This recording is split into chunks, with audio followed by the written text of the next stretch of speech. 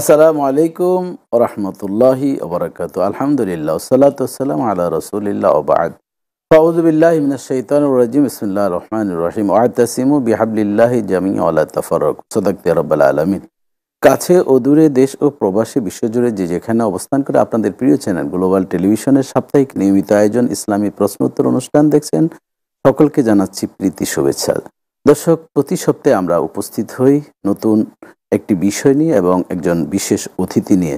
তার এই ধারাবাহিকতায় আমরা আজকে উপস্থিত হয়েছি দেশবরেণ্য একজন ইসলামিক স্কলার, লেখক ও গবেষক যিনি আমাদের সাথে রয়েছেন। তিনি ঢাকা ইউনিভার্সিটি আরবি বিভাগের অধ্যাপক হাফেজ ডক্টর মোহাম্মদ রুহুল আমিন। আসসালামু আলাইকুম রহমতুল্লাহি ওয়া বারাকাতুহু। ওয়ালাইকুম আসসালাম রহমতুল্লাহি ওয়া বারাকাতুহু। মোহতারাম, কেমন আছেন? জি, ভালো আছেন। আপনি ভালো আছেন? আলহামদুলিল্লাহ, আল্লাহ পাক অনেক ভালো রেখেছেন। আমাদের স্টুডিওতে এসেছেন, আপনাকে মোবারকবাদ আমি জানাচ্ছি। আপনাদের সবাইকে, দেশে দূরে যারা আছেন সবাইকে মোবারকবাদ জানাচ্ছি। দর্শক, আমরা প্রতি সপ্তাহে একটি নতুন বিষয় নিয়ে উপস্থিত হয়ে থাকি। আজকের বিষয় নির্ধারণ করা হয়েছে মসজিদে আকসা। এই মসজিদে আকসা আজ আমাদের হৃদয়ের একটি বিষয়। পৃথিবীতে তিনটি মসজিদকে রাসূলুল্লাহ সাল্লাল্লাহু আলাইহি ওয়াসাল্লাম সম্মানিত করেছেন: মসজিদে হারাম বাইতুল্লাহ, মসজিদে নববী এবং মসজিদে আকসা। সেই মসজিদ আজ ইহুদিদের জগদ্দল পাথরের চাপার ভিতরে পড়ে রয়েছে। আল্লাহ তাআলা বারাকনা হাওলাহু বলেছেন, মসজিদে আকসার চতুর্পাশের এরিয়াটাকে বিশাল বরকতময় করেছেন। আজ ফিলিস্তিনের মানুষ নির্যাতিত, নিপীড়িত, তাদের জন্য আমাদের কি করণীয়, এই বিষয় নিয়ে অথবা এর বাহিরে যে কোনো ইসলামী বিষয়ে আপনারা প্রশ্ন করতে পারেন আমাদের স্ক্রিনে দেওয়া নাম্বারগুলোতে, এবং global TV Islamic show Facebook পেজে আপনারা অংশগ্রহণ করে আপনারা প্রশ্ন করতে পারেন ইনশাআল্লাহ। জি মোহতারাম, আমরা যে বিষয় নিয়ে আলোচনা করব আপনি ইতিমধ্যে জেনেছেন যে মসজিদে আকসা নিয়ে আমরা আলোচনা করব, এরপর আমরা ফিলিস্তিনের বিষয় নিয়ে আলোচনা করব। তো আপনিও তো অবশ্যই অবগত আছেন যে মসজিদে আকসা বিভিন্ন নবী রাসূলদের বিভিন্ন স্মৃতি বিজড়িত, এবং যেখান থেকে মেরাজ আল্লাহ রাসূলের মানে ইমামতিতে নামাজ আদায় করেছেন, সকল আম্বিয়া কেরাম এসেছিলেন, এবং সেখান থেকে ঊর্ধ্বযান বোরাক যে বাহনটি চলছিল প্রথম আসমান থেকে আরশে আজিম পর্যন্ত, রফরফ পর্যন্ত। তো এই মসজিদে আকসার কি সম্মান এবং কি মর্যাদা রয়েছে এ সম্পর্কে যদি বলতেন। ধন্যবাদ আপনাকে এবং দেশে বিদেশে যারা আমাদের সাথে জড়িত সকলকেই একটি গুরুত্বপূর্ণ বিষয়ে আলোকপাত করা হয়েছে। আসলে বর্তমান প্রেক্ষাপটে এটা সকল মুসলমানদেরই আলোচিত একটি বিষয়। শুধু বাংলাদেশ নয়, সারা পৃথিবী জুড়েই মসজিদে আকসার বেদনার মনোরক্তক্ষরণ সারা পৃথিবীর মুসলমানদের মধ্যে চলছে, হৃদয়ের ভিতরে হচ্ছে। এই সময়ে এই বিষয়টা খুবই উপযুক্ত বলে আমি মনে করি। প্রথমত, মসজিদে আকসা হচ্ছে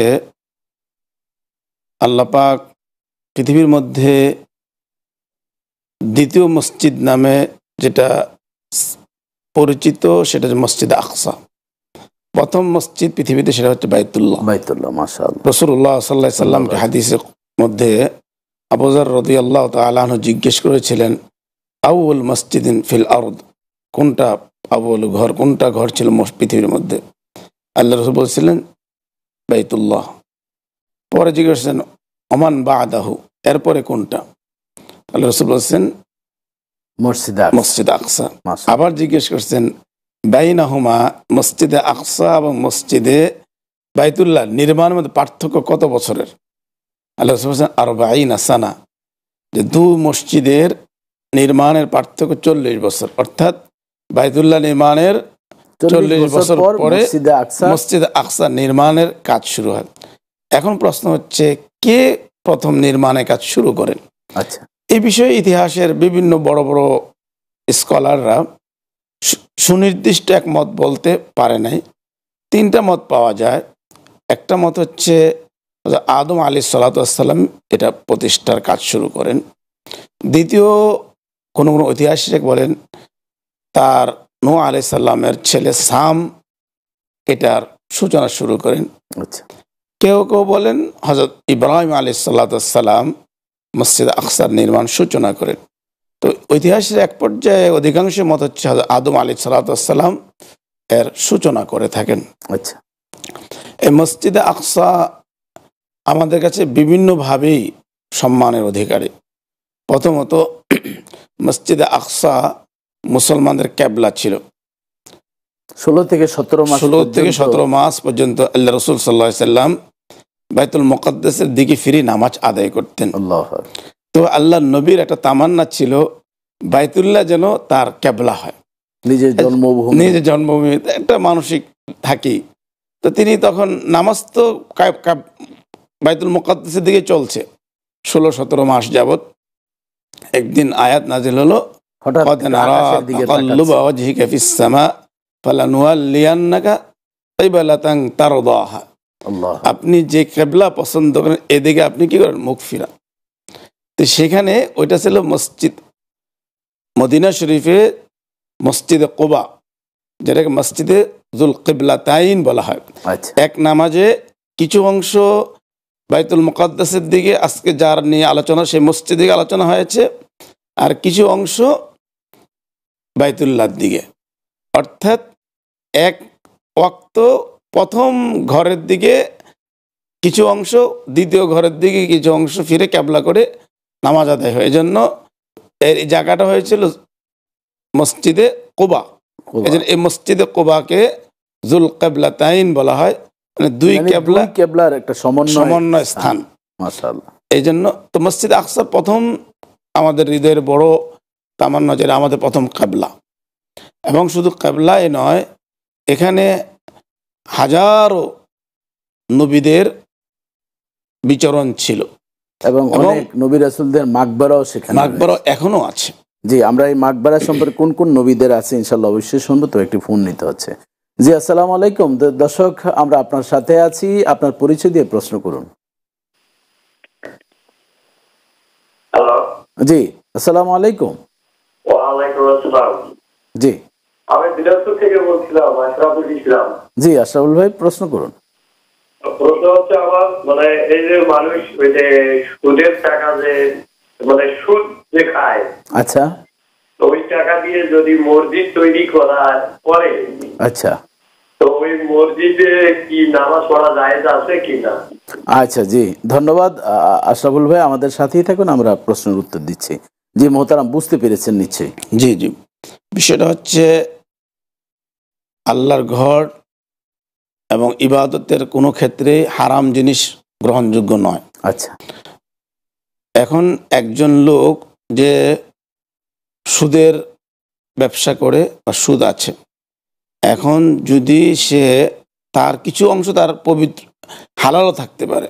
আচ্ছা, আমি চাকরি করি, একজন চাকরি করে, তার চাকরির বেতনটা তার হালাল। অন্য যদি সাইডে অন্য কোনো পেশা তার থাকে, সুদের টাকা দিয়ে মসজিদে লাগানো যাবে না। কিন্তু তার যদি অন্য কোনো হালাল টাকা সে দান করে, আমি যে নিশ্চিত যে এটা সুদের টাকা, তাহলে এটা মসজিদে লাগানো জায়েজ হবে না। কিন্তু আমার যদি হালাল টাকা থাকে তাহলে আমি এখান থেকে আমি দিতে পারি। এজন্য সুদের টাকায় নির্মিত মসজিদের কথা যেটা বলা হচ্ছে, যদি আমরা নিশ্চিত না হই, আর একটা মসজিদে একজন ব্যক্তি একা নির্মাণ করেন না, বিভিন্ন জনে দান করে থাকেন। এজন্য আমার যদি জানা না থাকে, সন্দেহ করে না, বরং নিশ্চিত না হওয়া পর্যন্ত আমি এখানে নামাজ আদায় করতে পারবো। এবং নামাজ আদায় করার ক্ষেত্রে, নামাজ হওয়ার ক্ষেত্রে কোনো এটা নিষেধ বা বাধা নয়, বরং যিনি সুদের টাকা দিয়েছেন তিনি গুনাহগার হবেন। কারণ হারাম জিনিস দিয়ে নেকের আশা করা, এটিও তো একটি গুনার অন্তর্ভুক্ত। হারাম জিনিস দিয়ে সুদের টাকা দিয়ে মসজিদ বানানো বা যে কোনো অন্যায় অবৈধ অর্থ দিয়ে সওয়াব কামানো, এটি শরীয়তে সম্পূর্ণ হারাম। এবং এই যে সুদের টাকা দিয়ে বা হারাম টাকা দিয়ে হজ্জে গেল, এহরামের কাপড় কিনলো, বা এই টাকা দিয়ে যে নামাজের কাপড় কিনা হয়, সেগুলো একই মাসালায় পড়ে যাবে, যে এগুলো দিয়ে নামাজ আদায় করা যাবে না। পবিত্রতা নামাজের পূর্ব শর্ত। আচ্ছা, এটা সর্বোত্তম হচ্ছে আমার মতে, আমি ব্যক্তিগত যেটা মনে করি, প্রত্যেক ব্যক্তি যদি সম্ভব হয় মসজিদে নিজের নামাজ মুসল্লা নিয়ে গেল আর উত্তম। যাতে কোনো রকম কোনো আমার জায়গায় আমি নামাজ পড়তেছি, আমার নামাজ মুসল্লা, যেন অনেকেই দেখা যায় নিজের নামাজ মুসল্লা নিয়ে যায়, আমি এটাকে উৎসাহ দিয়ে থাকি। এটা অনেকেই মনে করে, হ্যাঁ, কারণ আমার নামাজ আমাকে ইতমিনান হওয়া লাগবে। আমার নামাজ মুসল্লা আমি বহন করে নিয়ে যাই, আমার তো কষ্ট লাগে না, আরো যেন কষ্ট লাগবে কেন? অবশ্যই। সুতরাং আমরা যে বিষয় নিয়ে বলছিলাম যে যে মসজিদে আকসা। মসজিদে আকসা, আমরা মসজিদে আকসার বিষয়টি আসলে অনেক লম্বা, আমরা শুনবো। আরেকটি ফোন নিতে হচ্ছে। আচ্ছা আচ্ছা, জি, আসসালামু আলাইকুম। জি দর্শক, আমি নজরুল ইসলাম প্রিন্স বলছিলাম নয়ার থেকে। জি নজরুল ভাই, ধন্যবাদ আপনাকে। যে আসলে যে মসজিদের কেশিয়ার যিনি থাকেন, আচ্ছা, এই মসজিদের কেস থেকে মানে হাওলাত দেওয়া যাবে কিনা এটা একটু জানতে চাচ্ছি। মানে হাওলাত তিনি নিজে নিচ্ছেন না অন্যদেরকেও দিচ্ছেন? কেশিয়ার সে অন্যজনকে হাওলাত দিতে পারবে কিনা। আচ্ছা, জি জি জি, ধন্যবাদ আপনাকে নজরুল ভাই, আমাদের সাথেই থাকুন। বুঝতে পেরেছেন যে মসজিদের টাকা কেশিয়ারের কাছে আছে আছে এবং তিনি অন্যদেরকে হাওলাতও দিচ্ছেন বিভিন্ন সময়। না, এটা তো তার কাছে একটা আমানত, মসজিদের হোক যেটাই হোক তার কাছে আমানত। এখন এই বিষয়টা কয়েকটা জিনিস সম্পৃক্ত। এখানে যদি কমিটির সাথে যোগাযোগ করে, কমিটি জানা থাকে যে কোনো সময় যে কোনো ক্ষেত্রে কোনো, কারণ এটা সে একটা ফান্ড তার কাছে আছে, মসজিদের ফান্ড, অ্যান্ড এটার সাথে সে একা নয়, তার মসজিদ কমিটিও আছে। মানে এটি সে নিজে মালিকানা নয়, না, এটা সম্পূর্ণ দেখাশোনা যেহেতু কমিটিরা করে, সবাই সম্পৃক্ত। কমিটি যদি সিদ্ধান্ত নেয়, কমিটি যদি মনে করে সেটাকে কারোর সাময়িক দিয়ে এমন না, কিন্তু এটাকে তো মূল মালিক তো মসজিদই মালিক, কিন্তু সাময়িক কর্জা হাসানা দিলে বা কমিটির অনুমোদন সাপেক্ষে দেওয়া এটা যেতে পারে বিশেষ ক্ষেত্রে, একান্ত বিশেষ, আর না হয় কোনো। তো মূলত কথা হচ্ছে এটা যতটুকু না পারা যায়, একান্ত একদম হারাম এরকম বলা যাবে না, যতটুকু না পারা যায় মসজিদের টাকা মসজিদে ব্যবহার করাই উত্তম।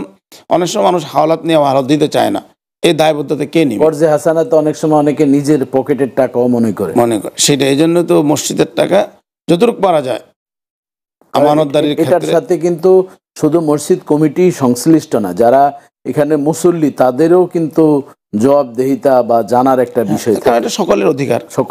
টাকা তো কমিটির না, সবাই মিলে টাকা দিয়েছে, সবাই মিলে দিয়েছে। এজন্য এই ক্ষেত্রে যতটুকু পারা যায়, ঋণ আপনি ব্যক্তিগত টাকাতে ঋণ দেন, মসজিদের কমিটি কত লোক আছে না, তাদের ব্যক্তিগত টাকাতে ঋণ দেন, মসজিদের টাকাতে দেওয়া না দেওয়াই উচিত এই ক্ষেত্রে উত্তম আর কি। একান্ত যদি কোনো পথ না থাকে, বিপদ বেশি হয়ে গেছে, অনেক সময় জরুরতের অনেক নিষিদ্ধ, এই কারণে হয়তো সাময়িক সময় জন্য দেওয়া যেতে পারে। জি, ধন্যবাদ। আপনি যে বিষয় নিয়ে কথা বলছিলেন, মসজিদ আকসার বড় আরেকটি বিষয় হচ্ছে, আল্লাহ পাক মসজিদ আকসার বিষয়ের সূরা বনী ইসরাঈলের শুরুতে রাসূলুল্লাহ সাল্লাল্লাহু আলাইহি সাল্লাম যে মেরাজের রাত্রির ঘটনা উল্লেখ ইসরাতের মধ্যে, সেখানে আল্লাহ পাক বলেছেন, সুবহানাল্লাযী আসরা বিআবদিহি লাইলাম মিনাল মাসজিদিল হারাম ইলাল মসজিদুল আকসা। মিনাল মসজিদ হারাম তো বাইতুল্লাহ থেকে মসজিদ আকসা আল্লাহ রাসূল রাত্রি ভ্রমণ করেছেন। শুধু আকসা বলে শেষ করে নাই, আল্লাযী বারাকনা হাওলাহু। এই মসজিদ আকসার একটা পরিচয় আল্লাহ দিয়েছেন, যে মসজিদ আকসা তার চতুর্পার্শ্বকে আল্লাহ পাক বরকতময় করেছেন। এই জন্য মসজিদ আকসা আমাদের কিয়ামত পর্যন্ত যত মানুষ আসবে মুমিন মুসলমান, তাদের সকলের হৃদয়ের একটা স্থান মসজিদুল আকসা। এবং মুসা আলাইহিস সালামের তো একটি বর্ণনা আমরা পাই যে তিনি আল্লাহর কাছে দোয়া করেছেন মসজিদে আকসার পাশেই যাতে তাকে মাদফুন করা, দাফন করা হয়, এবং এটা আল্লাহ পাক কবুলও করেছেন ওলামায়ে কেরাম সেটি। আচ্ছা, নির্মাণের ক্ষেত্রে তো সুলাইমান আলাইহিস সালাম জিন দিয়ে করেছেন, এটা সেই বিষয়ে তো আমরা ঐতিহাসে বিভিন্ন মত দিতে চাচ্ছেন, কখনো এটাও দিয়েছেন। তো যেটা বলতেছিলাম এবং বাইতুল মুকাদ্দাস আমাদের কাছে আরো বেশি গুরুত্বপূর্ণ। এই জন্য আল্লাহ রাসূল সাল্লাল্লাহু আলাইহি সাল্লাম বলেছেন, লা তাশাদ্দুর রিহাল ইল্লা সালাসা মাসাজিদ। তিন মসজিদের দিকে যাওয়ার ক্ষেত্রে সওয়াবের কথা বলছেন। তিন মসজিদের একটা হচ্ছে মানে জিয়ারতের উদ্দেশ্যে তিনটি মসজিদকে কেন্দ্র করে যেতে পারবে, নামাজ পড়া যেতে পারবে। জিয়ারত যে কোনো ক্ষেত্রে জিয়ারতে যাওয়া যায়, নামাজ আদায় মসজিদের নিয়ত করে নামাজ আদায় করব, যেমন বাইতুল্লাহ, তারপরে মসজিদ নববী, মসজিদ আকসা। এবং আল্লাহ নবী আলাইহিস সালাতু ওয়াস সালাম মসজিদ আকসার নামাজের ফজিলত বর্ণনা করেছেন। আবু যর রাদিয়াল্লাহু তাআলা, আবু দারদা এবং জাবের রাদিয়াল্লাহু হাদিস আছে, বর্ণিত আছে। তারপর রাসূল সাল্লাল্লাহু আলাইহি সাল্লামকে জিজ্ঞেস করা হয়েছিল বাইতুল্লাহর নামাজের ফজিলত কি? রাসূল সাল্লাল্লাহু আলাইহি সাল্লাম বলছেন, বাইতুল্লাহ নামাজের ফজিলত 1,00,000 রাকাতের সওয়াব। তারপরে মসজিদ নববী 1000 সালাত, 1000 সালাত। মসজিদে আকসার বলা হয়েছে 1 রাকাত নামাজ 500 রাকাত নামাজের সমতুল্য। মাশাআল্লাহ। তো রিওয়ায়াত বিভিন্ন আছে, আরো কেউ বলছেন 1,50,000, 25,000 এরকম বলেছেন, কিন্তু জি ধন্যবাদ আপনাকে, চমৎকার আপনি বলছিলেন মসজিদে আকসা সম্পর্কে। আমরা আরো শুনবো, তবে একটু বিরতিতে যেতে হচ্ছে। জি জি জি জি দর্শক, আমরা এতক্ষণ পর্যন্ত মসজিদে আকসার বিভিন্ন দিক নিয়ে আলোচনা করছি, এর ফজিলত, এর নির্মাণ কারা কিভাবে করেছেন। তো আমরা ইনশাআল্লাহ আরো আলোচনা করব মসজিদে আকসার বারাক না হাওলাও চতুর্দিকে কি সম্মান বা মর্যাদা বরকত রেখেছেন। তবে সেই আলোচনা আমরা বিরতির পরে করব। আর আপনারা প্রশ্ন গুছাতে থাকেন, আমরা ফিরছি কিছুক্ষণের মধ্যে, আমাদের সাথেই থাকুন।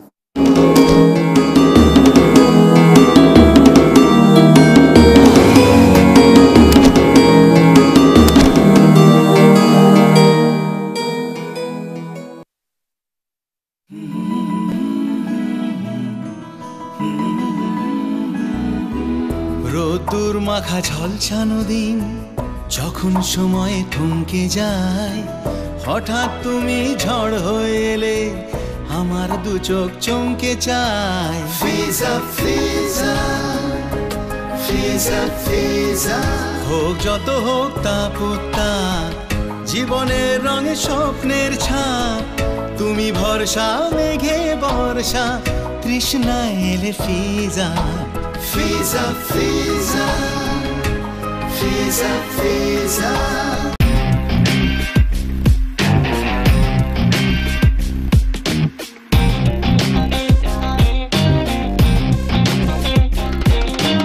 যখনই প্যারা লাগে, কাজ কামে প্যারা লাগে, লাইফের ব্যাটারি ডাউন হয়, চার্জ রিচার্জ রিচার্জ, মামা recharge recharge recharge recharge, boss recharge recharge.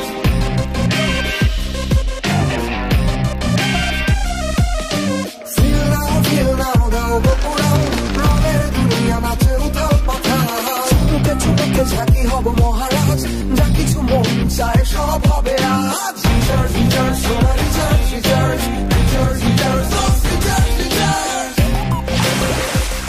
Royal Tiger, recharge yourself. Feel now, উড়াল দাও।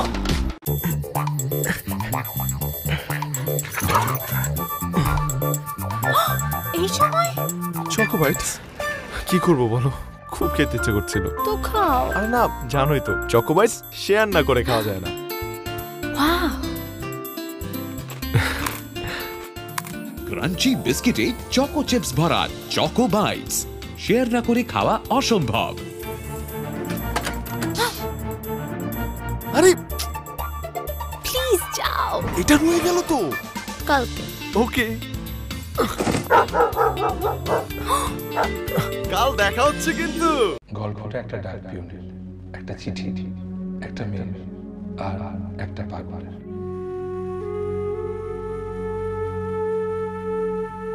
বাদ দে।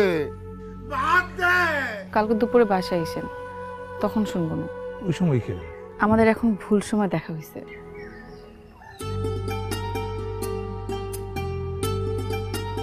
এই যে ওর পেছন পেছন ছুটে চলা, আমার মনে হয় আমি আজীবন ওর পেছনে ভাবে ছুটতে পারবো, কোনো ক্লান্তি লাগবে না। শরীফ রে, কি হয়েছে তোমার? কিনলে গাড়ি লাগা কইতে পারো।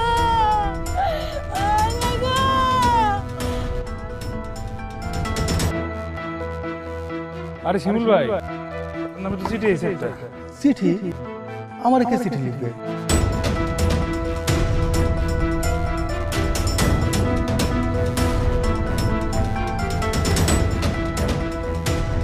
শরীফ আলম কেডা ভাই? একটা চিঠি আছে ভাই।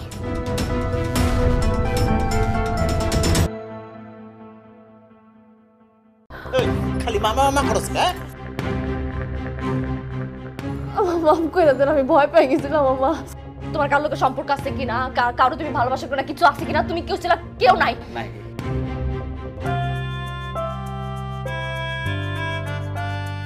তুমি আমার জান।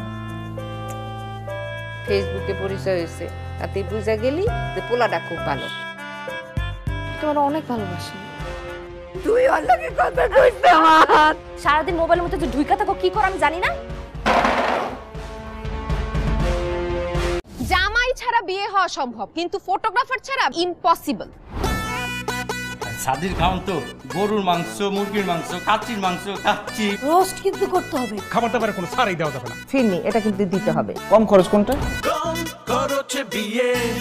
মানে আমরা কি ইলেকশনে দাঁড়াইছি? নির্বাচনী প্রচারণার সময় 6 জন মানুষ দেখা যায় না। মায়ের বংশের কথা এখনো তো বলিই নাই। ক্যামেরা নামান, কে আপনি? Special wedding photographer তুলকালাম।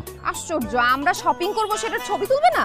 তুলকাল লাগা দিমু পুরো মার্কেটে। এটা কিন্তু একটা ইতিহাস হয়ে থাকে। এরকম পাতিহাস মার্কে ইতিহাসের আমার দরকার নাই। এখন প্রি ওয়েডিং শপিং ফটোগ্রাফি হইছে, আমি ভয় আছি কখন জানি আইসা বলে পোস্ট ওয়েডিং শপিং ফটোগ্রাফি করতে হবে। বিয়েটা যদি একটু বড় হইতো তো দুজনকে একসাথে বিয়ে দিয়ে দিতাম। বিয়ের গেট ধরার অ্যামাউন্টটা ফিক্স হয়ে গেছে, মাত্র 50,000 টাকা। তোমার বিয়ে বিল গেটসের সাথে হচ্ছে না, এলন মাস্কের সাথে হচ্ছে না। বিশাল একটা বাক্স, ঝিলমিল পেপার দিয়ে একটা চাই না, খুইলা ভিতরে দেখবে একটা বদনা। জান জান, এতক্ষণ লাগে কেন? হ্যাঁ, এতক্ষণ কি করতেছিলি তুই? হিসাব করতেছিলি?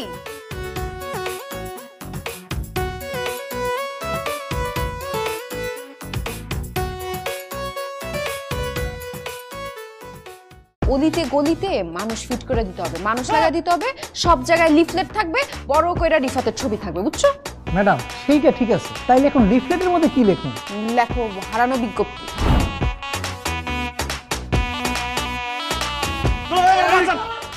একটা ছেলে বিয়ে করবে না, তারকে জোর করে বিয়ে করাবে। তাইলে সে আমার এত বড় সর্বনাশ করলো কেন? কি এবার সর্বনাশ করে ফেলাইছো?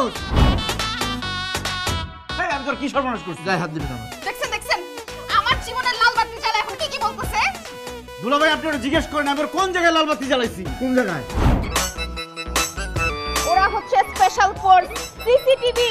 সিসিটিভি মানে? তুমি সারাদিন কি করো, কই কই যাও, কাদের সাথে আড্ডা দিয়ে বেড়াও, সবকিছু ওরা আমাকে রিপোর্ট করবে আর আমি সাথে সাথে আঙ্কেলকে রিপোর্ট করব। কি এটা? হ্যাঁ শোনো না শেরানি, এই জিনিস পড়ার যোগ্যতা কারো হয় 20 বছরে, কারো হয় 40 বছরে, আবার কারো সারা জীবনেও হয় না। তোমার যোগ্যতা আছে, ধরো এখন তুমি পড়া ফেলো। এই বিয়ে সংসার আমার ভালো লাগে না, এইসব আমি পড়বো না, এটি ফালাম। ও মা গো মা, এই যে কি করলা? ওই ছেলের আমি ত্যায্য করুন, ত্যায্য।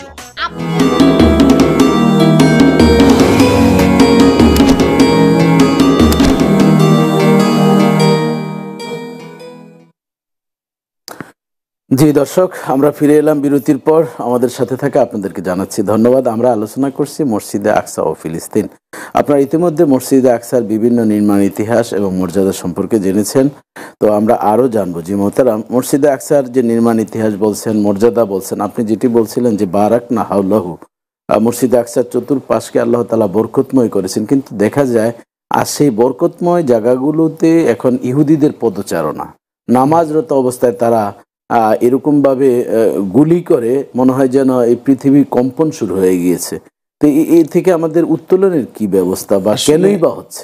আসলে পৃথিবীটা অত্যন্ত নিষ্ঠুর বলে মনে হয় ফিলিস্তিনিদের তাকালে। আজ মসজিদ আকসা মুসলমানরা নামাজ পড়তে যাবে, মুসলমানদের হৃদয়ের একটি প্রতিষ্ঠান, সেখানেও নামাজ পড়তে হলে অনুমতি নিয়ে তাদের চেক করে সেখানে মুসলমান নামাজ পড়তে, মানে এটা পরাধীন অবস্থা মসজিদে আকসা আমরা দেখতে পাচ্ছি। আমরা ইহুদিদের যে একটা মানে আচার আচরণ, আমরা সে সম্পর্কে আরো জানবো। একটি ফোন নিতে হচ্ছে। আসসালামু আলাইকুম। জি দর্শক, আমরা আপনার সাথে আছি, পরিচয় দিয়ে প্রশ্ন করুন। হ্যালো, আসসালামু আলাইকুম। জি ওয়ালাইকুম আসসালাম রাহমাতুল্লাহ। জি আপু, আপনি পরিচয় দিয়ে প্রশ্ন। হ্যাঁ হুজুর, জি আমার একটা প্রশ্ন ছিল। অবশ্যই। যাদের হচ্ছে জমি আছে বা গাড়ি আছে 4টা 5টা, তাদের কি জাকাত হয় না? এই গাড়ির কি জাকাত হয় না? জায়গার কি জমি জাকাত হয় না? মাঠে মানে গাড়ি কি নিজেদের পার্সোনাল ব্যবহারের জন্য নাকি রেন্টে কার? 10 টাকার যে ট্রাকগুলা। জি 10 টাকার ট্রাক। ও ট্রাক, হ্যাঁ সেটি তো পরিবহনই, অর্থাৎ মাল। জি জি বুঝতে পেরেছি। আর হচ্ছে জায়গার জি জমির, জি মাঠে জমির, হ্যাঁ হ্যাঁ জমির ওসর হয়। জি আমরা সে বিষয় নিয়ে আলোচনা করব। জমিনের পসরের ওসর হয়, আর আপনার গাড়ির যে বিষয় নিয়ে সেটা আমরা যে মোহতারাম বুঝতে পেরেছেন। হ্যাঁ, বিষয়টা হচ্ছে গাড়ি যদি তার একটা ব্যবসার জন্য হয়, জি এটা একরকম। আর এটা যদি মনে করেন তার নিজের প্রয়োজনের জন্য হয়, যদি গাড়ির এই টাকা দিয়ে তার নিজের জীবন, আমরা জাকাত ফরজ বলি, তার জীবন খরচ টরচ দেওয়ার পরে সারা বছরে যদি তার কাছে 7.5 তোলা মানে 7.5 ভরি স্বর্ণ পরিমাণ অর্থ যদি তার থাকে তাহলে তবে জাকাত 1 বছর থাকলে জাকাত হবে।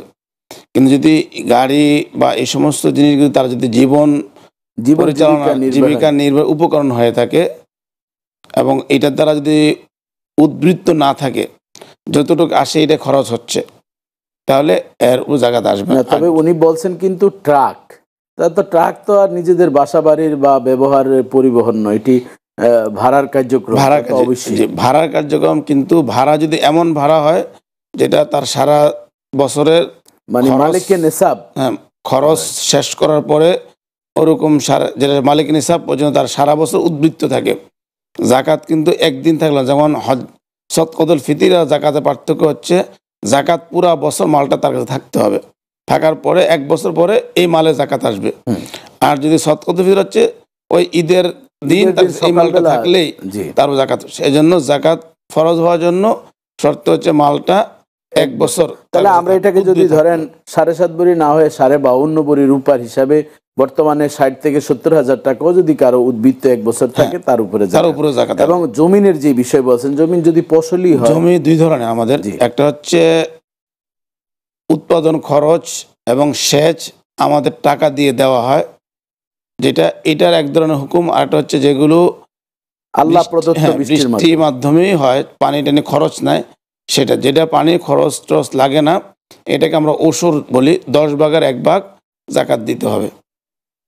আর যেই জমিগুলোর আমরা নিজেরা চাষ করে নিজেরা করে চাষাবাদ করা, আমরা পানি বা সেচের মাধ্যমে যেটা করা হয়, সেটার জাকাত দেওয়া লাগবে না।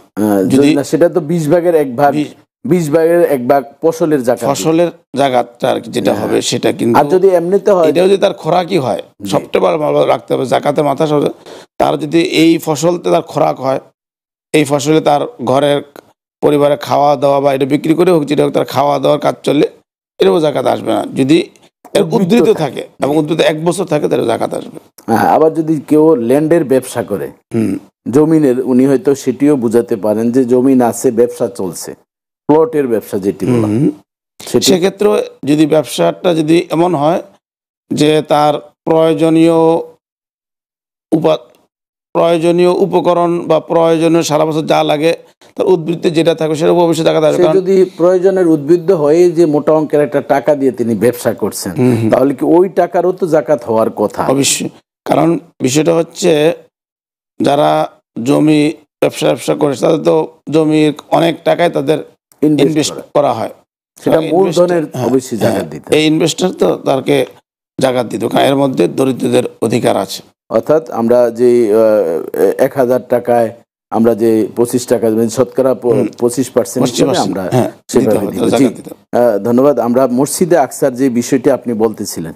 জি, মসজিদে আকসার যেটা আমাদের হৃদয়ের মধ্যে তার সম্মানের বড় একটি কারণ ছিল, এটা নামাজ পড়া আমাদের জন্য 1 রাকাত নামাজ পড়া 500 রাকাত নামাজের সমতুল্য।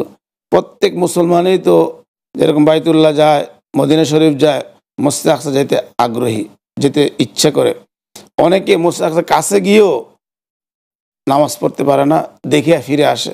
আমার একজন কলিগ জর্দান গেছেন, কিন্তু সেখানে মসজিদে আকসা যাওয়ার খুব আগ্রহ ছিল, কিন্তু পরিবেশ পারিপার্শ্বিক অবস্থার কারণে মুসলমান মসজিদে আকসা নামাজ পড়বে এটাই তার দিলের বড় আকাঙ্ক্ষা ছিল, কিন্তু পারিপার্শ্বিক অবস্থার কারণে সেখানে যাইতে পারে না। তো এই যে মনে করি আমাদের নিজেদের আজকে অবস্থা কি হচ্ছে, নিজেদের জায়গা দখল করে তারা আজকে আমাদেরকে বর্বর রচিত ভাবে আমাদের অত্যাচার নির্যাতন চালাচ্ছে। এখানে আমরা আরেকটি বিষয় নিয়ে আলোচনা করব, তবে আলোচনাটা আমাদের একটা ফোন নিতে হচ্ছে। আসসালামু আলাইকুম।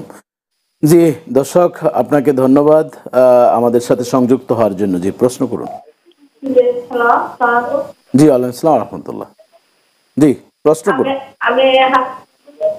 আমি হাসপাতাল থেকে বলছি। আচ্ছা, জি, টিভির ভলিউমটা মিউট করে এরপর প্রশ্ন করুন, তাহলে বুঝতে সহজ হবে। আচ্ছা, কমাই দিই। জি জি বোন, প্রশ্ন করুন। হ্যালো, জি জি শুনতে পাচ্ছি, প্রশ্ন করুন। এখানে মানে আমার যে এখন যে টিভিতে অনুষ্ঠান দেখতেছি, আচ্ছা, এদের কাছে আমার প্রশ্ন।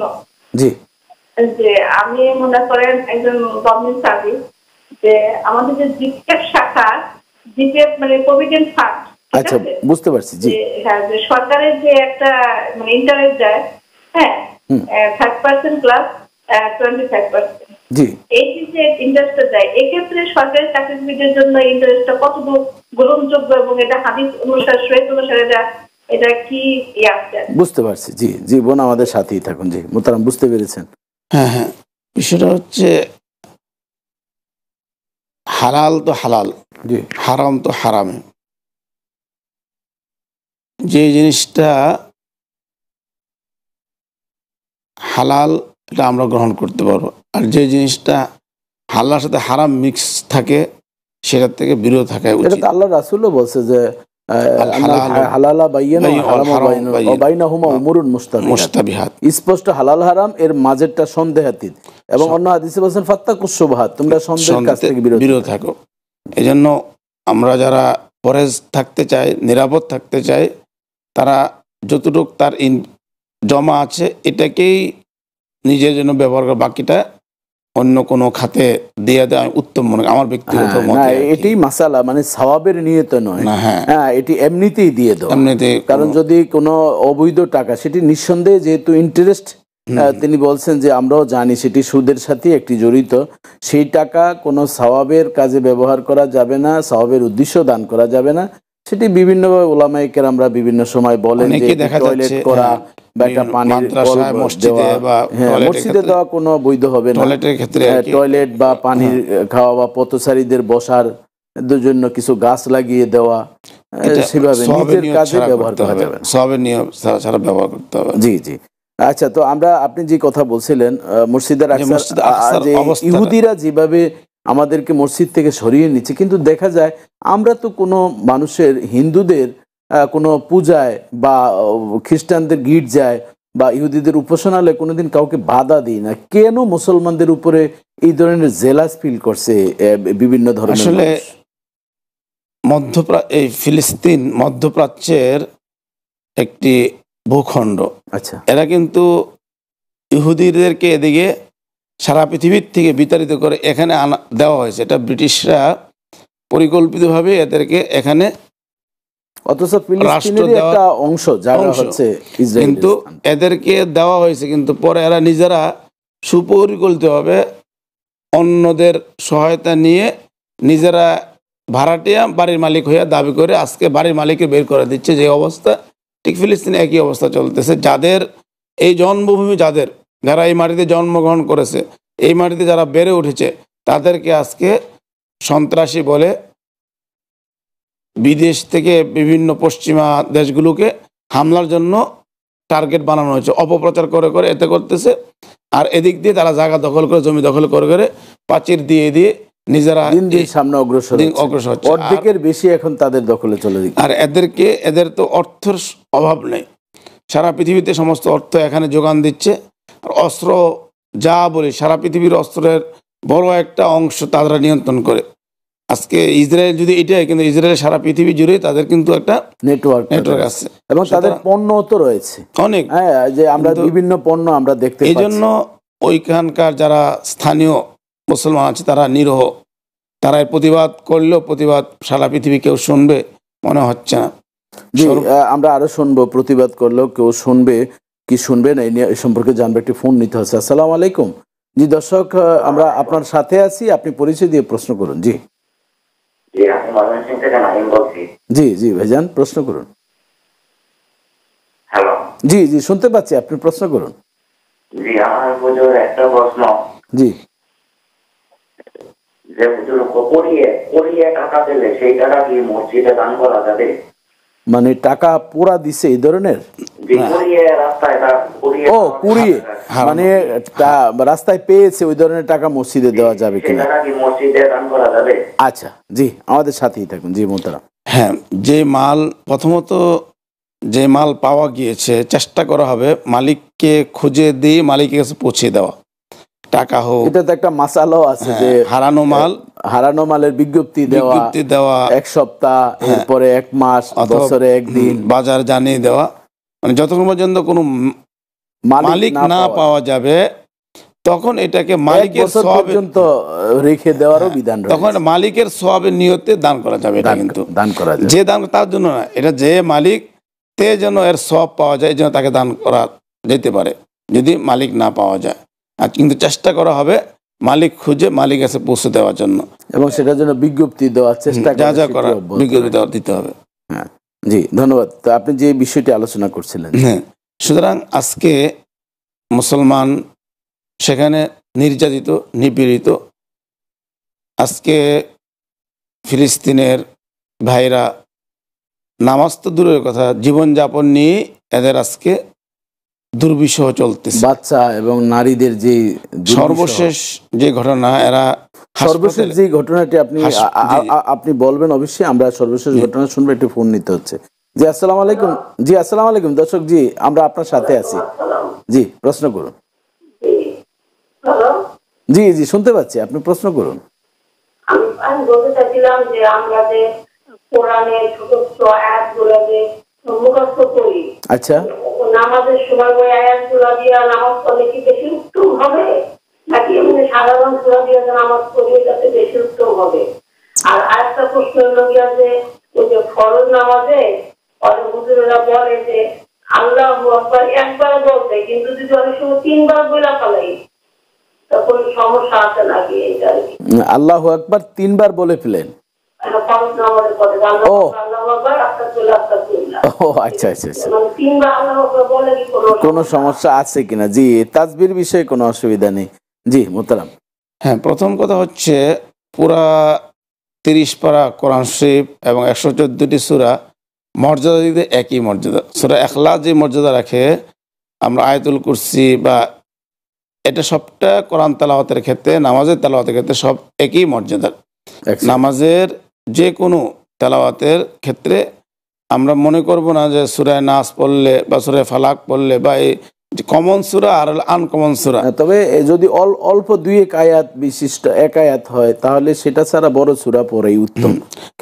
সবচেয়ে বড় হচ্ছে কেরাত লম্বা হইলে সব বেশি। যে আমরা আরেকটি প্রশ্ন নিতে হচ্ছে। আসসালামু আলাইকুম। জি দর্শক, হ্যাঁ সম্ভবত লাইনটি বিচ্ছিন্ন হয়েছে। আরেকটি প্রশ্ন তিনি শেষ হয়ে যায়। এটা হচ্ছে যে তাহলে আমাদের স্বাভাবিক আয়াত মনে থাকলে এটা পড়বে, না হলে যে কোনো সূরা তেলাওয়াত করলে মর্যাদা দিক দিয়ে সওয়াব দিক দিয়ে একই রকম পাবে। আচ্ছা, আবার যদি ওই নতুন আয়াত তেলাওয়াত করতে ভুল পড়ে সম্ভাবনা, ভুল থাকার সম্ভাবনা থাকে, নতুন না নেওয়া, যেটা শুদ্ধ এটাকে পড়বে, অর্থাৎ যেটা জানা আছে শুদ্ধ আছে এটা তেলাওয়াত করবে। কারণ আমি একটা অন্য দোয়া শিখলাম বা অন্য আয়াত শিখলাম, কিন্তু ভালো না থাকলে, না জানা থাকলে আগেরটা দিয়ে যেটা জানা ভালো আছে এটা দিয়ে নামাজ দরকার। কারণ ওয়ারাতিল কুরআন তারতিলা এবং কেরাত সহিহ এটা কিন্তু নামাজের একটা ফরজের একটা অংশ। জি, এজন্য সহিহ কেরাত হইতে হবে। এটা ছিল আমার প্রথম ওই মার প্রথম প্রশ্ন উত্তর, যে যদি ইনি পারেন সূরা হোক যে কোনো আয়াত হোক যেটি ভালো জানা সেটি। আমরা দ্বিতীয় প্রশ্নের উত্তরটা আমরা শুনবো, একটি ফোন নিতে হচ্ছে। জি আসসালামু আলাইকুম। জি দর্শক, আপনাকে স্বাগতম গ্লোবাল টেলিভিশনে। জি আপনি প্রশ্ন করুন। জি আমার প্রশ্নটা হলো, যেমন 4 রাকাত নামাজ পড়তে যে যখন 2 রাকাত তাশাহুদ পড়ে উঠে যাব, ওইখানে দুরূদ পড়ে আইছি। আচ্ছা আচ্ছা, পড়ার পরে আচ্ছা আবার 4 রাকাত শেষ কইরা যখন এই তাশাহুদ পড়ার পরে কথা ছিল সেখানে সুফ সিজদা দেওয়া, সাহু সিজদা, সেটা আমি ভুলে গেছি। আচ্ছা, না সুফ সিজদা না দিয়া নামাজ শেষ করে ফেলছি। এখন আমার এই নামাজটা কি পূর্ণাঙ্গ আদায় হবে কিনা? আচ্ছা আচ্ছা, বুঝতে পেরেছি। জি, তা আমরা আপনাকে উত্তরটা দেওয়ার চেষ্টা করছি, আপনি আমাদের সাথেই থাকুন। জি, দ্বিতীয় প্রশ্ন যেটা বলেছেন, বোনের প্রশ্নের উত্তরটা দিয়ে ওনারটা দেব। সেটা হচ্ছে এই নামাজের পরে যে তাসবিহাতগুলো 1 বার আর 3 বার কোনো অসুবিধা নেই, কারণ নামাজ শেষ, সালাম ফেরানোর পরে নামাজ কিন্তু শেষ, সেখানে 1 বার 3 বার কোনো অসুবিধা নেই, 3 বার 10 বার 100 বার কোনো অসুবিধা নেই, করতে পারো। আর দ্বিতীয় ভাই যে প্রশ্ন করেছেন, প্রথম বিষয় হচ্ছে যদি সে ইমামের সাথে নামাজ পড়ে একরকম হুকুম, আর একা নামাজ পড়লে আরেক রকম। ইমামের সাথে নামাজ পড়লে ইমামের নামাজে তার মতো নামাজ, ইমামের নামাজে সে যদি তার সাথে পড়ে দুরূদ শরীফ পড়ে কোনো অসুবিধা নাই, যেটা আছে এটা ইমামের সালাম এসে সালাম ফিরাই ফেলবে। একা নামাজ যদি পড়ে সে যদি 2 রাকাতের পরে তাশাহুদ পড়ে ফেলে, তাশাহুদ দুরূদ শরীফ পড়ে ফেলে, দুরূদ শরীফ পড়ে ফেললো, যদি এটা নফল নামাজ হয় ফরজ ছাড়া, এবং 4র্থ রাকাতে বলতেছিল যে সাহুদ দেওয়ার কথা না দিয়ে সালাম ফিরে ফেলছে, কোনো অসুবিধা নাই। সালাম ফিরানোর পরে মনে করে, তার মনে পড়ে, তাহলে সে আবার সাহুদ সেজদা দিয়ে আবার সে সালাম ফিরাবে। যদি কথা না বলে এর মধ্যে, নামাজ তখন হয়ে যাবে। অর্থাৎ সে আবার সালাম ডান দিকে ফিরিয়ে তারপরে আবার মনে হলে, যখনই মনে হবে তখন আবার সালাম ফিরে, যদি কোনো কথা আবার তাসবিহ দেওয়ার কোনো অসুবিধা নেই, মনে পড়লে আবার ডান দিকে সালাম ফিরিয়ে আবার সেজদা দিয়ে আবার তাশাহুদ পড়ে সালাম, আবার সালাম ফিরাবে, সব পড়ে তাশাহুদ দুরূদ সব পড়ে ফিরাবে, এটা কোনো সমস্যা নেই। আচ্ছা, আর যদি নফল নামাজে সুন্নাহ হয় বা যে কোনো ফরজ ছাড়া, সেখানে তাশাহুদের পরে দুরূদ শরীফ পড়া এটা কোনো সমস্যা নেই, কারণ তাশাহুদ ফরজ না, প্রত্যেক নফল নামাজ 2 রাকাতেই দুরূদ শরীফ। ধন্যবাদ আপনাকে। আমাদের আরেকটি বিরতিতে যেতে আছে, এরপর আবার আমরা আরো আলোচনা করব ইনশাআল্লাহ। জি দর্শক, এতক্ষণ পর্যন্ত আমাদের সাথে ছিলেন। আপনারা মসজিদে আকসা ও ফিলিস্তিনের বিভিন্ন দিক নিয়ে আমরা আলোচনা করছি, আবারও আমরা আলোচনা করব। আর আপনারা প্রশ্ন গুছাতে থাকেন, তবে আমরা বিরতির পর এসে আপনাদের সাথে আবারও দেখা করব, কথা বলবো, প্রশ্নের উত্তর দেব ইনশাআল্লাহ।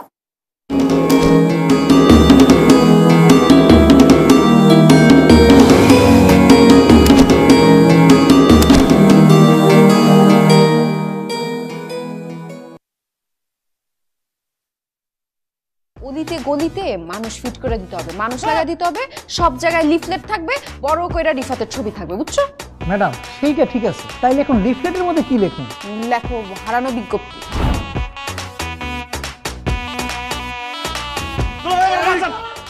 একটা ছেলে বিয়ে করবে না, তাকে জোর করে বিয়ে করাবে, তাইলে সে আমার এত বড় সর্বনাশ করলো কেন? কি এবার সর্বনাশ করে ফেলাইছো? আমি তোর কি সর্বনাশ করছি? যাই হাত দিবি না। দেখছেন আমার জীবনের লাল বাতি জ্বালা এখন কি বলতেছে? দুলাভাই আপনি ওরা জিজ্ঞেস করেন আমি কোন জায়গায় লাল বাতি জ্বালাইছি? কোন জায়গায়? ওরা হচ্ছে স্পেশাল ফোর্স সিসিটিভি। সিসিটিভি মানে? তুমি সারাদিন কি করো, কই যাও, কাদের সাথে আড্ডা দিয়ে বেড়াও, সবকিছু ওরা আমাকে রিপোর্ট করবে, আর আমি সাথে সাথে আঙ্কেলকে রিপোর্ট করব। কি এটা? হ্যাঁ শুনো না শেরানি, এই জিনিস পড়ার যোগ্যতা কারো হয় 20 বছরে, কারো হয় 40 বছরে, আবার কারো সারা জীবনেও হয় না। তোমার যোগ্যতা হয়েছে, ধরো এখন তুমি পড়া ফেলো। এই বিয়ে সংস্কার আমার ভালো লাগে না, এসব আমি পড়বো না, ফালাম। ও মা গো মা, এই যে কি করলা? ওই ছেলের আমি ত্যায্য করুন, ত্যায্য। আপনি আপনার ছেলের সব দায়িত্ব আমার উপর ছেড়ে দেন। তুমি বিয়ে করো, তোমার মঙ্গল হবে। এই মেয়ের যদি আমি বিয়ে করি, বাসর করে লাথি দিয়ে আমার খাটে থেকে ফেলে দিব। এখন তো বাসা থেকে পালা যাওয়ার চেষ্টা করতেছি, কয়েকদিন পরে দুনিয়া থেকে একবারে চলে যাবো।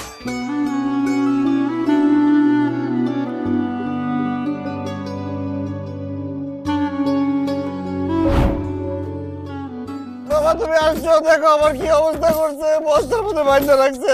এক কাজ করেন, আপনারা সবাই মিলা ওরে আধা ঘন্টা একটু বানানি দেন। আমি বিয়ে করবো, তাসবিকে বিয়ে করবো। কবুল না বলে তো তুমি কোথাও যেতে পারবে না। ইস, কবুল শোনার জন্য একদম অস্থির হয়ে গেছে। রিফাত তো পালায়ে গেছে, রিফাত আবার পালায়ে গেছে। আরে রিফাত দাঁড়া। দেখ কাজটা কিন্তু ঠিক হইতেছে না। কাজ গেলে বুঝবা ঠিক হইতেছে নাকি। তোর কাছে ফেভার চাই বলতে কার কাছে চাই বলতো? তুই আমার বেস্ট ফ্রেন্ড না? ও আচ্ছা, বেস্ট ফ্রেন্ড হয়ে গেছিস তো এখন কি হইছে? এজন্য সব সময় এগুলো করবি? টাকা কেন? কালকে সিনেমা দেখতে যাবি, টিকেটের টাকা। রং তুলি গল্প বলে তোর আমার অবকাশে, আজকে রাতে আসতে দেরি হলে দরজাটা খুলিস। অসম্ভব, প্রশ্নই আসে না। সামনে তো নানার বার্থডে, সো একটা সারপ্রাইজ পার্টি থ্রো করি, লেটস সেলিব্রেট। বার্থডে দাদু ভাই। ভিকি দাদু ভাই, অ্যাকচুয়ালি আমি তোমার জন্য একটা গিফট নিয়ে এসেছি। Thank you. ঈশানাকে আমরা বাইরে বিয়েই বা দেবো কেন? আমি ঈশানাকে খুব বেশি পছন্দ করি। তোর এনগেজমেন্ট ঠিক হয়ে যাইতেছে, তুই আমাকে একবার বললিও না। আমি দাদা ভাইকে হার্ট করতে পারবো না। তুই দেখছিস ঈশানাকে বিয়ে করলে নিজের সম্পত্তিটাও পাবি, ঈশানারটাও পাবি। মেন্টাল হয়ে গেল না? মেন্টাল মানে চাপ কিন্তু উঠাবে। এই বিয়েতে খুশি তো?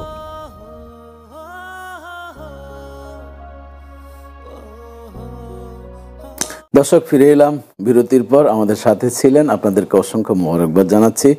আমরা আলোচনা করছি মসজিদে আকসা ও ফিলিস্তিনের বর্তমান যে অবস্থা এই সম্পর্কে। জি মোহতারাম, ফিলিস্তিনের যে অবস্থাটা আসলে ছোট ছোট বাচ্চাদের হাহাকার রক্তাক্ত পরিস্থিতি দেখলে আসলে এই যে ফিলিস্তিনে ইসরায়েল সর্বশেষ যে ফিলিস্তিনে একটা আহলি আরবি হাসপাতালে যে হামলা চালালো, এটা পৃথিবীর ইতিহাসে খুব ন্যাক্কারজনক। পৃথিবীর ইতিহাসে যুদ্ধ বিগ্রহ বিভিন্ন জায়গায় হয়, জেনেভা কনভেনশন সহ বিভিন্ন আন্তর্জাতিক বিভিন্ন নিয়ম নীতি আছে। জেনেভা কনভেনশন থেকে আরম্ভ করে হাসপাতালগুলো নিরাপদ জায়গা এবং মা শিশু যারা সেটা তাদের নিরাপত্তা মানবাধিকারের একটি বিষয় এসে দাঁড়ায় যে আমরা মানবাধিকারের বিষয় নিয়ে আমরা শুনবো। একটি ফোন নিতে হচ্ছে। আসসালামু আলাইকুম। জি দর্শক, আমরা আপনার সাথে আছি, আপনি আমাদেরকে প্রশ্ন করুন, আমরা উত্তর দেব ইনশাআল্লাহ। আসসালামু আলাইকুম। জি ওয়ালাইকুম আসসালাম ওয়া রাহমাতুল্লাহ। আমি হচ্ছে একজন মুসলিম। মাশাআল্লাহ, জি কনগ্রাচুলেশন। আমি 1994 সালে ইসলাম ধর্ম গ্রহণ করে মুসলমান হয়েছি। জি জি জি অবশ্যই শুনতে পাচ্ছি। আপনি টিভির ভলিউমটা একটু কমিয়ে নিন। জি আপনার এতদিন ধরে আমি অনেক মানে কর্ম নিয়েছিলাম আর কি, কর্ম করে খেতাম, সব কিছু করতাম। ইদানিং বছর দুই থেকে আমি মানে ভালো কাজ কাম করতে পারি না, হাতের সমস্যা হয়ে গেছে আমার। আচ্ছা আমি কাজ কাম করতে পারি না, তো আমি হয়তো সংসার আছে, ছেলে দিলে আছে, হয়তো কখনো মাঝে মধ্যে আমি কোনো মসজিদে যাই, হয়তো কিছু নিই। এটা কি আমার ঠিক আছে না ঠিক আছে? হ্যাঁ বুঝতে পেরেছি। জি আমাদের সাথেই থাকুন মোহতারাম, বুঝতে পেরেছেন। অর্থাৎ তিনি মুসলিম হয়েছেন, তার উপার্জনের জায়গাটা এখন সংকুচিত শারীরিক বা বিভিন্ন কারণে, এখন বিভিন্ন মসজিদে গিয়ে সহযোগিতা চাচ্ছেন। তো এখন ওনার বিবেকে একটা প্রশ্ন জেগেছি যে মসজিদে গিয়ে গিয়ে মানুষকে বিরক্ত করে আমি টাকা উপার্জন করছি, সন্তানকে খাওয়াচ্ছি, পরিবারকে খরচ করছি, এটি কি বৈধ হবে কিনা? হ্যাঁ, বিষয়টা হচ্ছে সাধারণত আমরা কোনো কিছু চাওয়াকে হাদিস শরীফে অনুৎসাহিত করা হয়েছে। আচ্ছা, হাদিস শরীফে কারোর কাছে হাত পাতা বা কোনো কারণে দুই দিকে ইসলাম একটা সমন্বিত পদ্ধতি, একদিকে ব্যালেন্স করেছে। একদিকে যে অভাবী তাকে বলে তুমি সবর করো, আরেকদিকে যে ধনী তাকে বলছে অভাবী খুঁজে খুঁজে তার কাছে টাকা পৌঁছিয়ে দাও। যেমন কাঠুরিয়ার গল্প আমরা জানি, কুঠার তাকে কম্বলের বিনিময়ে খাদ্য দিয়েছেন। এই জন্য উনি যদি একটু ধৈর্য ধারণ করে বা ওনার এলাকার ইউনিয়ন চেয়ারম্যান বা যারা আছেন তাদের মাধ্যম দিয়ে যদি এমন কোনো আয়োজন করা যায় যেটা তার উপার্জনের উপযুক্ত হবে, সেটা উত্তম হবে। এবং বিভিন্ন সংস্থা আছেন বা এলাকার কোনো গণ্যমান্য বা দানবীরের কাছ থেকে যদি একটি আয়ের উৎস করে একটা ছোট্ট দোকান দিয়েও যদি জীবিকা নির্বাহ করা যায়, এটা উত্তম। আমাদের সমাজ দেশে আবার একটা প্রচলন আছে, যেই ভাইরা ইসলাম ধর্ম গ্রহণ করে তাদের অনেকের মধ্যে যেন কেন সচ্ছলতার অভাব দেখা দেওয়ার কারণে তারা এটা বিভিন্ন মসজিদে এরকমভাবে অনেক সময় বলে থাকে। এটা আমাদের জন্য অনেক সময় মানে ইসলামের জন্য এটা একটা মানে প্রশ্নবোধক। আমরা যারা মুসলমান তাদের জন্য, আমরা যারা যে এলাকায় এই ধরনের নৌ মুসলমান হয়, তাদের এলাকার যে সমস্ত আমরা আছি মুসলমান ভাইরা আছি, তাদের উচিত হবে তাদের চলাফেরা এবং জীবনযাপনের উপকরণ ব্যবস্থা করা, যে অন্ন বস্ত্র বাসস্থান ব্যবস্থা করা দরকার, মৌলিক যে উপকরণ। আমার যে এলাকায় মনে করেন ইনি নৌ মুসলিম হয়েছেন, তার এলাকাতে মুসলমান সংখ্যা একদম কম না। ওই এলাকার মুসলমান ভাইরা কি তার সহযোগিতা এগিয়ে আসা দরকার কিনা? আমি বিনয়ের সাথে বলবো, এই ভদ্রলোক যে এলাকার, এই এলাকার যদি মুসলমান যারা আমার আলোচনা শুনতেছেন তারা নিজেরা নিজ উদ্যোগে এই মুসলমান ভাইয়ের উপকারের জন্য এগিয়ে আসবেন এবং তারা একটা ফান্ড তৈরি করে দেবেন, যে ফান্ডের মাধ্যমে সে বাকি জীবন চলতে পারে, সেটা একটা ব্যবস্থা করে দিলে এটাই উত্তম হবে আমি মনে করি। জি ধন্যবাদ। আমরা যে বিষয় নিয়ে আলোচনা করছিলাম, আমাদের এখন কি করণীয় ফিলিস্তিনি ভাইদের জন্য? এই যে হাসপাতালে হামলা, এটা পৃথিবীর ইতিহাস ন্যাংকার্য। আমি মনে করি এই ক্ষেত্রে পৃথিবীর কোনো মানবাধিকার সংস্থা কেউ এটাকে পছন্দ তো করেন, আবার নিন্দা করতেছে। তারপরেও আমাদের কি করণীয় এই ক্ষেত্রে? আমাদের রাসূলুল্লাহ সাল্লাল্লাহু আলাইহি সাল্লাম বলেছেন, আল মুসলিম কাজাসাদিন ওয়াহিদিন, একটা মুসলমান একটা দেহের মতো, সে যে কোনো দেশে থাকুক না কেন। ইদিশতাকা আইনু ফাশতাকা কুল্লু, চোখে ব্যথা হলে সারা পৃথিবীর মানুষ ব্যথা ফিল করবে। আজকে ফিলিস্তিনের মুসলমান, ফিলিস্তিনের শিশু বাচ্চাদা, মা বোনদের কান্না কাটি হাহাজারি শুনলে দিল কেঁদে উঠতেছে, বেদনাদায়ক। আজকে বাংলাদেশের মসজিদে আজকে অনেক মিছিল হয়েছে। আমি মনে করি এটা খুবই অন্তত এতটুকু আমাদের ইমানি দায়িত্বের একটা অংশ হয়েছে, অর্থাৎ তাদেরকে নিন্দা জানানো। আমরা আলোচনা আরো শুনবো। জি, আমরা একটু ফোন নিতে হচ্ছে। আসসালামু আলাইকুম। জি দর্শক, আমরা আপনার সাথে আছি, আপনি প্রশ্ন করুন। জি হ্যালো, জি জি শুনতে পাচ্ছি বোন, আপনি প্রশ্ন করুন। হ্যাঁ, আমরা শুনতে পাচ্ছি আপনাকে, আপনি পরিচয় দিয়ে প্রশ্ন করুন। হ্যালো, জি আমরা শুনতে পাচ্ছি, আমার হচ্ছে একটা প্রশ্ন আছে হুজুর। অবশ্যই আপনি প্রশ্ন করুন। হুজুর, জি নামাজে দাঁড়াইলে বারবার ওযু ভেঙে যায়, একবার না একাধিকবার ওযু ভেঙে যায়। এমনও আছে যে ফরজ নামাজের সময় 4 বার আমি 4 রাকাত নামাজে 4 বার করে ওযু করা লাগে আমার। আচ্ছা আচ্ছা, বুঝতে পেরেছি। আমরা এখন আমি কি করব? আর একটা প্রশ্ন আছে হুজুর, মাদানী চ্যানেল কি দেখা যাবে? মাদানী চ্যানেল টিভিতে যে মাদানী চ্যানেল দেখায়।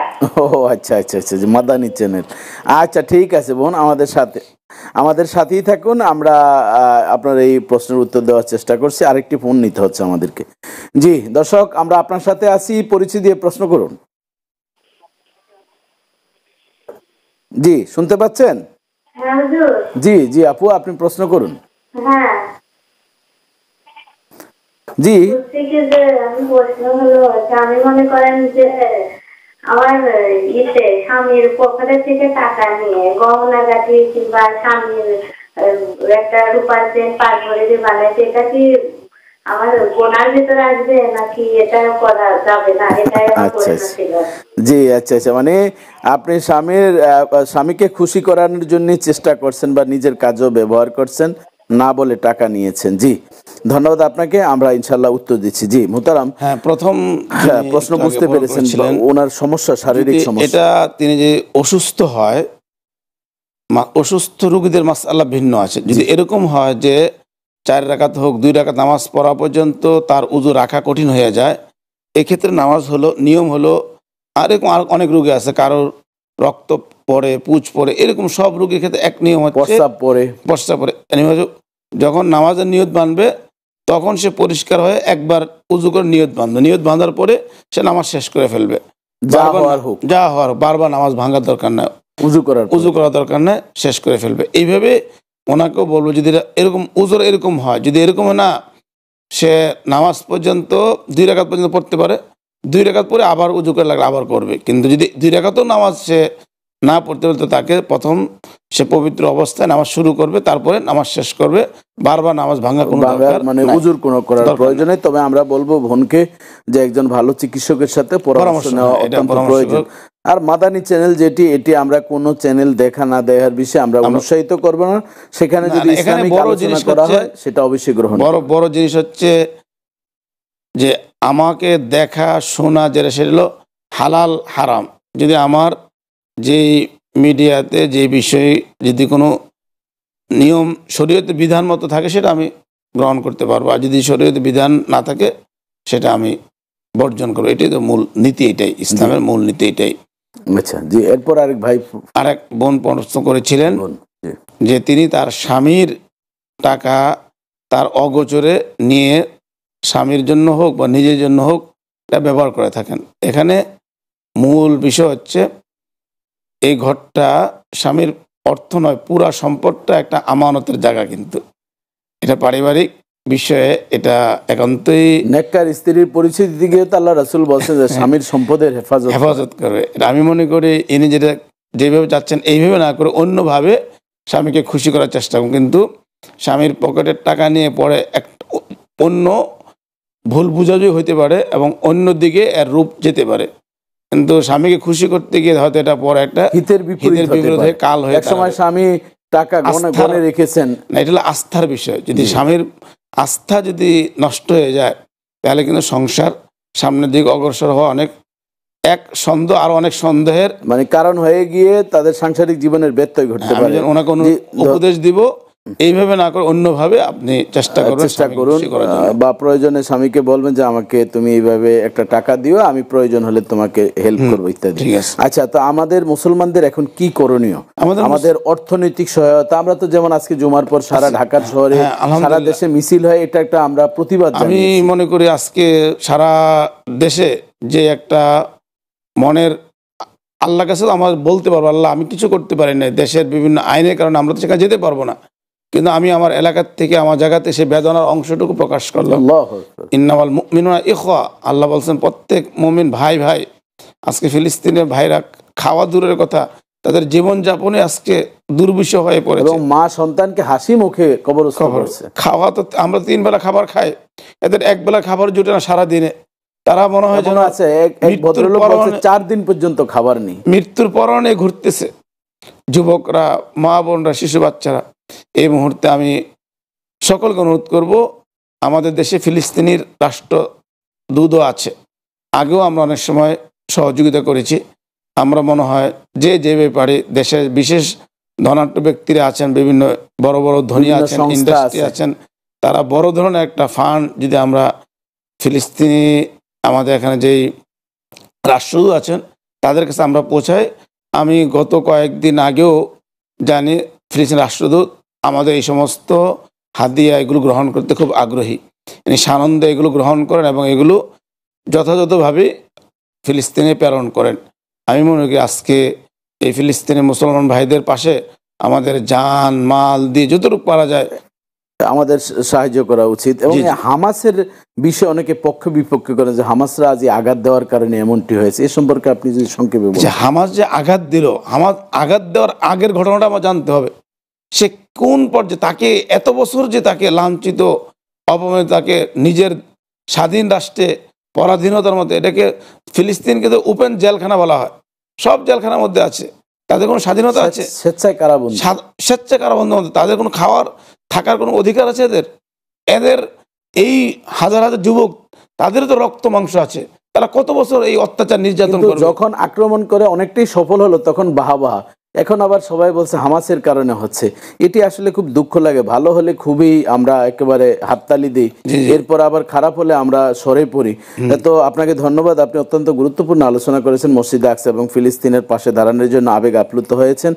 আবার সুযোগ হলে ইনশাল্লাহ আমরা আপনার সাথে কথা বলবো। দর্শক, আপনারা এতক্ষণ পর্যন্ত আমরা ফিলিস্তিনি অনেকটা আমাদের মন, যদিও বডিটা আমাদের স্টুডিওতে, কিন্তু ফিলিস্তিনে আমরা পড়ে রয়েছি। কারণ সেই ছোট্ট বাচ্চাদের অবস্থাটা, মা কোথায়, বাবা কোথায়, এবং বাবা সন্তান কোথায় জানছেন না, যে আমার স্ত্রী কোথায়, কেউ কারো খবর পাচ্ছেন না। অন্ধকার, নেই কোনো পানি, নেই কোনো খাবার, জীবনযাত্রা, মৌলিক চাহিদা, অধিকার সব কিছু হারিয়ে ফেলে আমাকে বাঁচাও, আমাকে বাঁচাও, শুধুমাত্র এই ভূখণ্ডে বেঁচে থাকার আর্তনাদ তারা করছে। আমরা কি তাদের জন্য কি একটু দোয়া করতে পারি না? আমরা অনলাইনে অনেক ধরনের সহযোগিতার হাত রয়েছে, একটু কি আমরা পারি না তাদেরকে হাত বাড়ানোর জন্য? তারা মরে যাচ্ছে, আমরা বলছি আমরা তো ভালো আছি, এই ভাগ্য একদিন আমাদেরও বরণ করতে হবে। এই জন্য পক্ষে বিপক্ষে আমরা আলোচনা না করে আমরা অবশ্যই ফিলিস্তিনিদের পাশে দাঁড়াবো। প্রথম কেবলা মসজিদে আকসা যাতে আমাদের প্রাণের সেই একটি ক্ষেত্র তৈরি হয়, এই প্রত্যাশা আজকের মতন বিদায় নিচ্ছি। এই অনুষ্ঠান শুধুমাত্র শোনা নয়, বাস্তব জীবনে আমল করে আমাদের লক্ষ্য। আগামী সপ্তাহে একই সময়ে ভিন্ন একজন অতিথি নিয়ে নতুন একটি বিষয় নিয়ে আমরা উপস্থিত হব। ভালো থাকুন, সুস্থ থাকুন। আসসালামু আলাইকুম ওয়া রাহমাতুল্লাহ।